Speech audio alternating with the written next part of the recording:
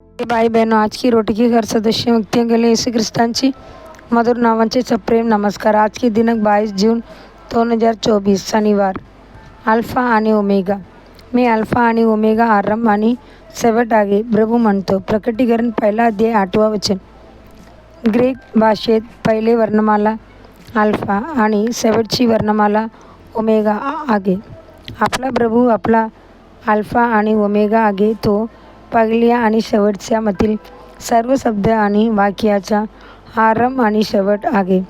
तो उत्पत्ती पुस्तकात सुरुवात आहे. तो प्रकटीकरणाच्या पुस्तकात प्रकट झालेला देखील आहे आणि तोच तो आहे जो उत्पत्ती आणि प्रकटीकरण दरम्यान आहे. काही दुकानांना ए ते झेड अशी नावे आहेत, परंतु तिथेही अनेक उत्पादने उपलब्ध होणार नाहीत. काही लोक सर्व काही माहीत असल्याचा दावा करतात आणि पण प्रत्यक्षात त्यांना अनेक गोष्टी माहीत नाहीत.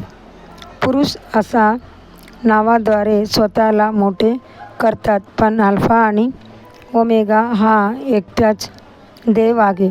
सुरुवातीला देवाने अल्फा आणि म्हणून सर्व काही निर्माण केले, सरते शेवटी तो ओमेगाच्या रूपात अनंतकालपर्यंत वास करेल. तुम्ही पाहू शकता की आदामाने सुरुवातीला गमावलेली प्रत्येक गोष्ट प्रकटीकरणाच्या पुस्तकात मानवजातीसाठी पुनर्रचित केली जात आहे. अल्फा ओमेगा मध्ये कलश करून परिपूर्णता व्यक्त करते. ग्रीकमध्ये अल्फा, हिब्रूमध्ये अलेफ आणि ओमेगाला तव असे भाषांतरित केले जाते. तुमच्याकडे अल्फा आहे. जगाच्या स्थापनापूर्वी देव तुम्हाला ओळखत होता. तोच आहे ज्याने तुझ्या आईच्या उदरात तुला नावाने हाक मारली. तो केवळ तुमची सुरुवात नाही, तर तुमचा ओमेगा देखील आहे. जेव्हा तुमचा त्रास तुम्हाला सोडून जाईल, तेव्हा तो तुमच्या जगासाठी एक ओमेगा असेल, पण तुमच्या चिरंतन जीवनासाठी हा अल्फा आहे आणि त्या अनंतकालासाठी ओमेगा नाही. तुम्ही सदैव परमेश्वरासोबत राहाल. यहूदी रब्बी म्हणतात की आदामाने आज्ञा मोडून पाप केले, पण अब्रामने अलेफ ते तब पर्यंत परमेश्वराची आज्ञा पाळली, म्हणून ते आपले आत्मिक पूर्वज आहेत.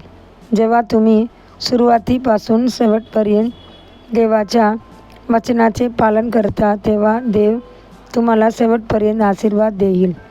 प्रेषित पौल लिहितो, म्हणून आपणही साक्षीद्वाराच्या इतक्या मोठ्या ढगांनी वेढलेले असल्यामुळे आपण सर्व भार आणि जे पाप आपल्याला सहज अडकवते ते बाजूला ठेवूया आणि आपल्या समोर उभे असलेल्या शर्यतीत धीराने धावूया. इब्री 12 अध्याय 1 वचन. देवाचे मुलांनो, देव अल्फा आणि ओमेगा केवळ तुमच्या संसारिक जीवनाचाच नाही, पण तुमच्या विश्वासाच्या जीवनाबद्दलही. तोच तुमचा विश्वास सुरू करतो आणि विजयाने पूर्ण करतो. पुढील चिंतनासाठी श्लोक.